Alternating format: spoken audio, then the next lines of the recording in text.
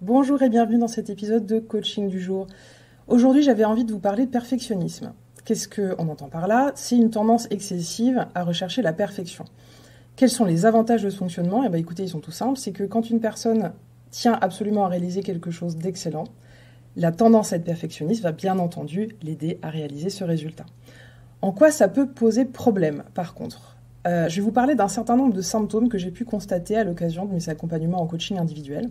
Je vous en ai listé 5, il y en a certainement d'autres, mais c'est ceux que j'ai vus revenir le plus souvent. Le premier, c'est la personne va mettre beaucoup de temps à faire quelque chose, parce que comme elle veut que ça soit très bien fait, c'est long, ça va prendre du temps, trop de temps. Par exemple, envoyer un mail, ça peut prendre quelques minutes, voire quelques secondes, et là, ça va prendre des heures. Ensuite, il y a certains projets que la personne ne va pas commencer du tout, parce qu'en fait, comme elle sait plus ou moins consciemment que ça va mettre un petit peu de temps avant de les faire bien, elle sait qu'il va y avoir une période où elle va les faire pas très bien, où ça va pas être merveilleux, et donc ça c'est inconfortable, donc les personnes ne commencent pas du tout. Ensuite, il y a la possibilité de commencer un projet mais de ne pas le finir. C'est-à-dire la personne revenant sans cesse encore et encore sur sa tâche, et ben en fait on n'arrive jamais au bout, et ça je l'ai vu dans des coachings individuels par exemple sur le fait d'écrire un livre. Écrire un livre, à un moment donné, si vous voulez que le manuscrit soit publié, il faut bien y mettre un point final, en tout cas temporaire, puisqu'il peut y avoir évidemment des relectures et des éditions. Mais à un moment donné, il faut bien déclarer que c'est terminé pour l'envoyer aux maisons d'édition. Également, il y a des projets que les personnes vont débuter à la dernière minute, parce qu'en fait, comme elles savent que ça ne sera pas forcément bien fait parce qu'il leur manque des compétences ou de l'expérience, elles vont traîner. Elles vont traîner pour s'éviter des émotions inconfortables, donc elles vont commencer à la dernière minute. Évidemment, ça va générer des émotions inconfortables, ça va avoir l'effet exactement inverse de l'effet désiré. Si vous êtes concerné par ce genre de fonctionnement, je vous invite à aller écouter mon tout premier podcast sur le thème de la procrastination. En dernier lieu, et peut-être de manière un peu plus grave, on peut constater que les gens qui ont une forte tendance au perfectionnisme sont souvent atteints de fatigue chronique ou ont une tendance à l'épuisement, parce qu'en fait, ils veulent tout faire très bien tout le temps dans tous les domaines, et ça, ce n'est possible absolument pour personne. Donc en fait, d'un point de vue énergie, ils vont aller puiser dans leurs réserves, et à un moment donné, ils vont être épuisés, et ça peut donner effectivement lieu à un burn-out. Alors pourquoi est-ce qu'on a ces tendances, ces fonctionnements, ces tendances au perfectionnisme? Alors moi, j'estime que dans notre société occidentale, pour un grand nombre d'entre nous, il y a eu, quand on a grandi, une confusion entre nos performances, nos résultats, et notre valeur en tant qu'être humain. On a eu l'impression, impression vraie ou erronée, qu'on allait être aimé en fonction de ce qu'on arrivait à produire en termes de résultats, donc scolaires, sportifs, artistiques, etc., et pas en raison de qui on est profondément.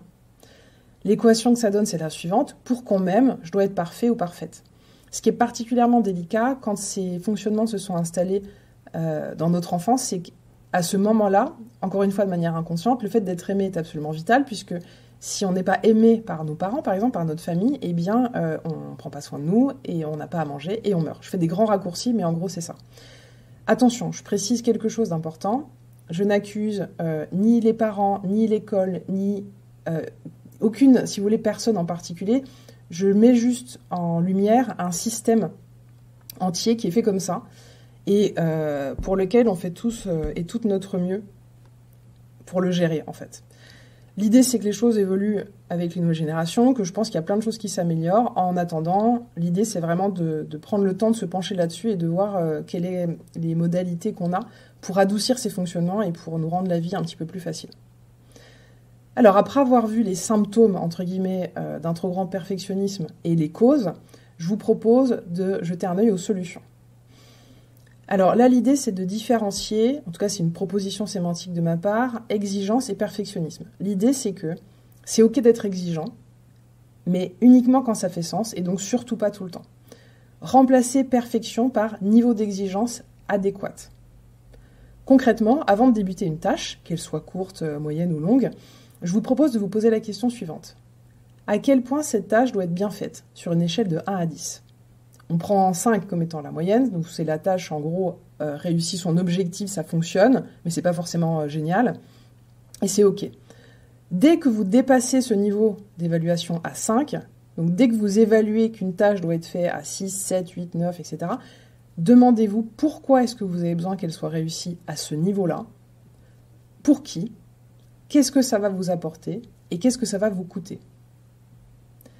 Ça va vous permettre, si vous voulez, de pouvoir anticiper le temps et l'énergie qu'il va vous falloir pour certaines choses et de pouvoir ajuster au moment où vraiment ça n'est pas nécessaire. Alors, je pense aussi, si vous voulez, à des moments où j'ai vu des clients et des clientes couper les cheveux en quatre pour faire les choses très bien, en ayant, si vous voulez, en face des destinataires qui soit n'avaient pas la compétence pour voir l'excellence qui avait été apportée au projet, soit vraiment ils n'en avaient pas besoin et c'était pas du tout quelque chose qu'ils avaient demandé. Donc il arrive, je pense, parfois qu'on se plie en quatre pour rien. C'est ces cas-là que je vous propose vraiment de dégager parce que c'est complètement inutile, ça va vous coûter cher en émotions inconfortables, en énergie, etc., pour finalement très peu de conséquences positives. Donc je vous propose vraiment ça, de laisser tomber.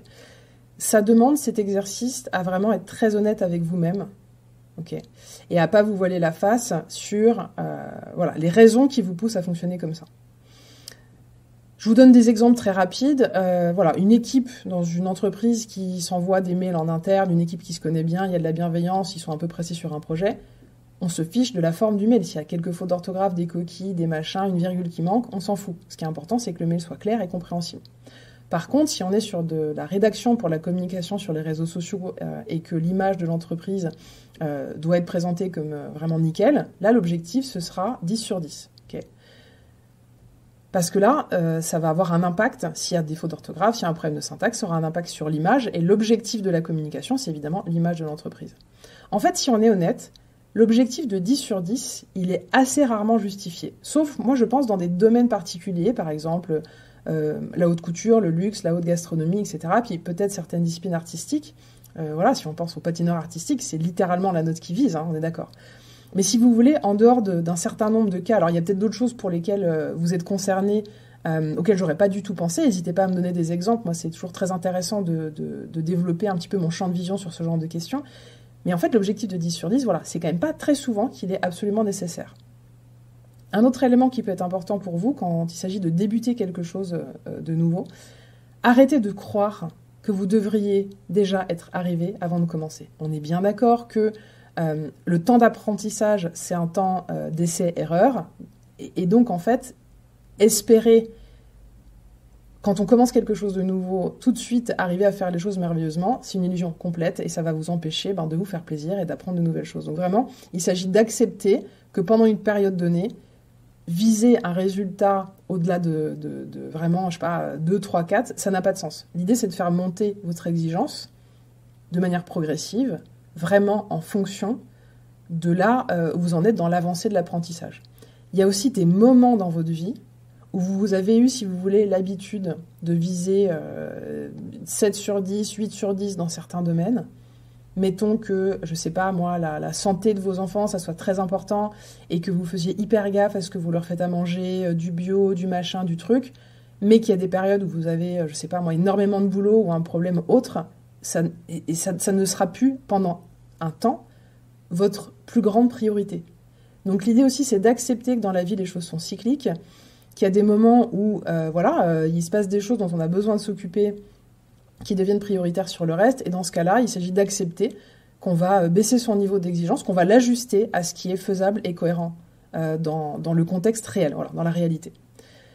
Alors, si jamais le type d'exercice que je vous ai proposé, là, les quelques pistes que je vous ai proposées ne suffisent pas à adoucir votre tendance au perfectionnisme, c'est peut-être parce que vos automatismes et réflexes sont trop bien ancrés. Dans ce cas-là, vous pouvez avoir recours au développement personnel et au coaching pour vous permettre d'évoluer en profondeur.